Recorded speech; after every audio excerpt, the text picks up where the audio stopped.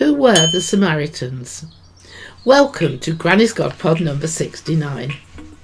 Until my previous GodPod, I'd not heard of the existence of a Samaritan Pentateuch, which made me wonder, who were the Samaritans? I bet all of us know the parable of the Good Samaritan in the Bible, which suggests by inference there might be less good Samaritans. Why? For one, the Jews called them half-breeds. Anyway, the Samaritans are native to the Levant or Canaan.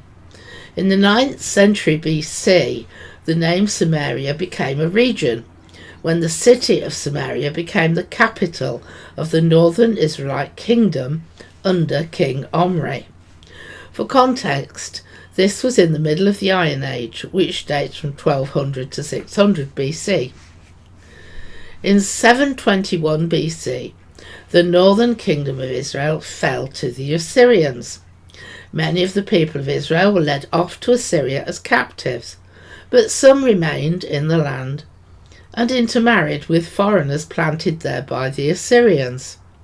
This meant they were no longer a pure Jewish race. They are not considered ethnically Jewish nor Arab, despite having lived in close proximity to both for thousands of years. These half-Jewish, half-Gentile people became known as the Samaritans. Samaritan tradition agrees that the group descended from the northern Israelite tribes who were not deported by the Neo-Assyrian Empire after the destruction of the Kingdom of Israel. Samaritanism is an Abrahamic and ethnic religion, which they consider to be the true religion of the ancient Israelites. They regard Judaism as a closely related but altered religion. Their central holy text is the Samaritan Pentateuch, which Samaritans believe is the original, unchanged version of the Torah, hence why it is consulted for translations of the Old Testament. The most significant difference between the Samaritans and the Jews is the site that they believe God chose for his dwelling. After the 70-year exile, when the Jews returned to rebuild Jerusalem, they refused the help of the Samaritans, who then built their own temple. While Jews hold that God chose Mount Zion in Jerusalem, Samaritans believe he chose Mount Gerizim near Shechem. Mount Gerizim was the original holy place of the Israelites from the time Joshua conquered Canaan and the tribes of Israel settled in the land, until Eli disrupted the northern cult by moving from Shechem to Shiloh. The Jews considered the Samaritan temple to be pagan. The feud grew, and by the time of Christ, the Jews hated the Samaritans so much they crossed the Jordan River rather than travel through Samaria. Jews had no dealings with Samaritans in Jesus' time because they were considered unclean due to their different religious beliefs and practices.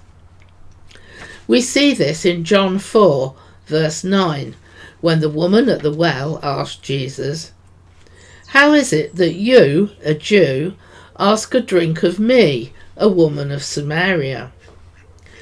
The woman innocently asked Jesus if he is greater than Jacob, who gave them the well and drank from it himself, as did his sons and his livestock.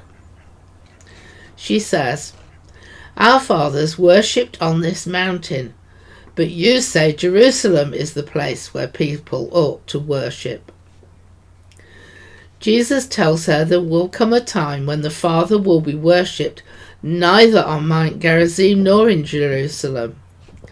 He says that Samaritans worship what they do not know, while Jews worship what they do know, and salvation is from the Jews. In verse 26, Jesus tells the Samaritan woman, "He is the promised Messiah. Imagine the privilege of a sinful Samaritan woman at the well being the first to receive the open declaration of ego eimi by Jesus, the Greek for I am, that echoes God's declaration to Moses in Exodus 3 verse 14. Jesus did not despise the Samaritans. We see from the parable of the Good Samaritan, recorded in Luke 10 verse 25, that the Good Samaritan was held up as an example to the Jews. And in Luke 17, it was the Samaritan leper who was the only one of the 10 lepers healed who returned to thank Jesus.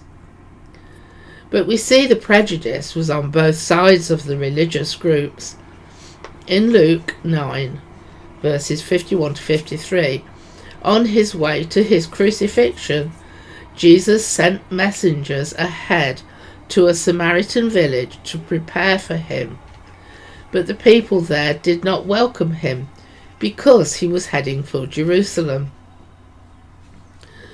The once large Samaritan population shrank during the brutal suppression of Samaritan revolts against the Byzantine Empire, mass conversion to Christianity under the Byzantines, and later to Islam following the Muslim conquest of the Levant, further reduced their number.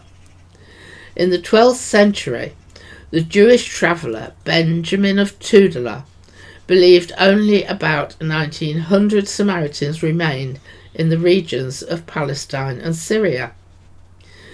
Nowadays, they are thought to number less than 1,000 and are divided between Kiryat Luza on Mount Gerizim, speaking Levantine Arabic, and the Samaritan compound in Holon, where Israeli Hebrew is spoken. Ancestrally, the Samaritans say they descend from the tribes of Ephraim and Manasseh, Joseph's sons, in ancient Samaria.